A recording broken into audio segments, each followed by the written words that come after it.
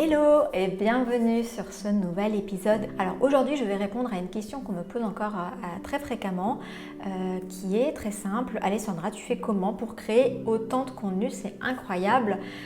En plus tes contenus sont super. Bon, c'est vrai qu'on me fait beaucoup de compliments, j'ai de la chance, j'ai des super feedbacks sur mes contenus. Alors j'espère si tu regardes et si tu écoutes mes épisodes qu'ils te plaisent également. En tout cas je vais répondre aujourd'hui à cette question. Je vais te partager mes astuces en fait pour créer autant de contenu. C'est parti!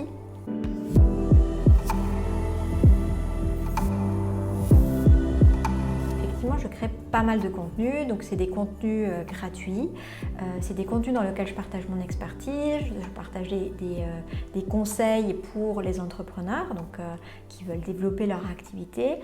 Et alors, j'ai des articles de blog, j'ai le podcast et j'ai cette chaîne YouTube, la Minute Business, dans laquelle je réponds aussi à des questions business comme dans cet épisode. Alors je crée aussi du contenu sur Insta, effectivement j'ai pas mal de contenu que je crée, etc. Il faut savoir que pour en arriver là, j'en suis pas arrivée là comme ça tout de suite, ça découle aussi de plusieurs années d'entrepreneuriat, d'expérience et d'un processus d'amélioration constant parce que je fonctionne comme ça, je essaie toujours d'optimiser tout ce que je fais. Et mon objectif, c'est toujours de gagner du temps et d'avoir toujours le maximum de rentabilité ou bien de résultats avec le minimum d'efforts. Oui, je suis un petit peu flemmarde, mais c'est juste que j'ai pas envie de passer toutes mes journées non-stop.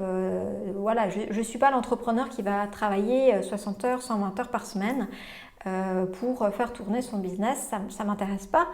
Je le faisais, j'ai eu une phase où j'ai travaillé beaucoup, mais c'est vrai qu'au fur et à mesure, j'ai optimisé beaucoup de choses et aujourd'hui, j'ai un rythme de travail très souple, très cool, dans lequel je travaille quand j'ai envie. Je travaille quand même tous les jours régulièrement, hein.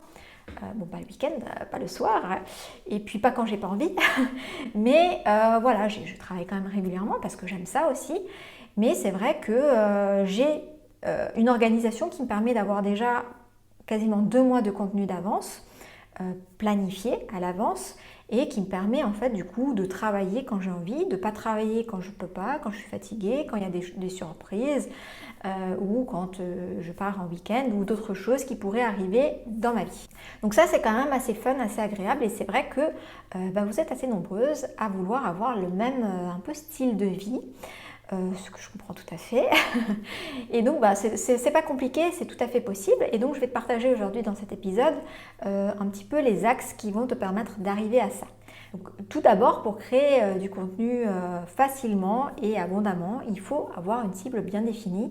Et bien sûr, le fait de bien connaître ta cible et ses besoins va te permettre de savoir qu'est-ce qui l'intéresse. Donc ça c'est très important, ça va te permettre de faire du contenu sur lequel tu auras des feedbacks positifs, où tu auras des personnes qui disent « Ah merci pour tes contenus, c'est super, ça m'aide beaucoup, etc. » Ou d'autres personnes qui vont venir vers toi pour te dire « Ben voilà, écoute, ça fait un moment que je suis tes contenus, tes conseils, tes vidéos ou tes articles ou que sais-je, ou j'ai téléchargé ton cadeau et puis j'aime vraiment ton approche, j'aime vraiment ce que tu fais, j'ai envie de travailler avec toi. » Ou alors j'ai envie d'acheter tes produits, tes services, etc. Donc c'est quand même pas mal aussi. Donc voilà, la première chose c'est bien connaître ta cible. Ensuite la deuxième chose c'est que j'ai une ligne éditoriale bien claire, bien définie. Donc la ligne éditoriale c'est simplement les sujets que je vais aborder, bien sûr qui sont en cohérence avec ma cible et qui vont me permettre de savoir les choses sur lesquelles je vais partager mon expertise. Donc ça c'est aussi une erreur que je vois fréquemment, c'est que les entrepreneurs aiment parler de tellement de choses qu'elles s'éparpillent dans leur contenu, dans leurs posts, etc. Donc je te conseille d'avoir une ligne éditoriale claire et qui intéresse ta cible. Encore une fois, c'est un peu la suite logique. Ensuite, j'ai tout simplement une organisation que je vais optimiser au fur et à mesure, comme je te le disais tout à l'heure, et qui me permet aujourd'hui de produire du contenu facilement. C'est-à-dire que je ne me pose plus la question, tiens, je vais réfléchir à qu'est-ce que je pourrais partager, je vais faire des recherches, etc. Je fais quasiment jamais de recherche. Alors, je ne dis pas qu'il ne faut pas en faire, hein. Si tu as besoin de faire des recherches, notamment pour voir un peu les mots-clés ou les thématiques qui pourraient intéresser ta cible, il faut le faire, c'est très important. Mais c'est vrai que moi aujourd'hui, j'en ai plus besoin et du coup, j'ai tout le temps un contenu d'idées sur mes boards Trello qui me permettent tout simplement de, quand c'est le jour des enregistrements, de choisir, tiens, qu'est-ce que j'ai envie aujourd'hui de partager à mon audience. Voilà, tout simplement, et puis j'enregistre mes épisodes, mes contenus ou mes posts, etc. Et puis tout ça, ça me permet en fait finalement, ces 3 axes-là me permettent en fait finalement, comme je te le disais, d'avoir du contenu toujours à profusion, toujours adapté à ma cible, et je sais que c'est du contenu qui va plaire. Alors, je ne dis pas que c'est toujours une réussite, je pense qu'il y a des contenus forcément qui fonctionnent mieux que d'autres, ça tu le vois après. Alors on peut être surpris, on pense que certains contenus vont super bien fonctionner, et puis en fait c'est d'autres qui fonctionnent super bien, où il y a beaucoup de vues, beaucoup de feedback. Donc ça c'est aussi très utile finalement de voir les feedbacks que tu as par rapport au contenu, pour continuer ensuite à faire du contenu où tu sais que va y avoir en fait tout simplement de l'appréciation et qui va être bien apprécié par ta cible. Voilà, et le fait d'avoir ces 3 axes-là, me permet en fait tout simplement de ne pas travailler sous pression. Je déteste ça, travailler sous pression. Je déteste travailler en fait tout simplement au feeling, au quotidien. Tiens, aujourd'hui, qu'est-ce que j'ai envie de faire?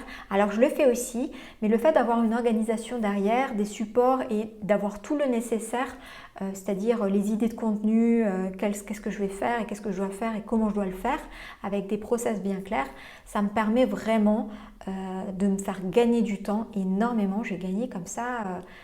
Je dis toujours une semaine, en fait c'est quasiment 2 semaines dans le mois, où tout ce que je faisais avant sur 4 semaines dans le mois, et maintenant je le fais en 2 semaines. Donc c'est plutôt pas mal, je suis contente. Et voilà, donc je n'aime pas travailler sous pression, j'aime bien sûr aussi la spontanéité. D'ailleurs, pour faire ces épisodes, je me note le titre, je me note des fois des idées clés, les grandes lignes.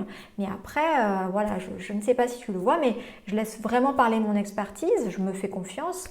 Et du coup, là aussi, je gagne du temps et ça me permet d'aller beaucoup plus vite. Bien sûr, tout ça, ça vient au fur et à mesure.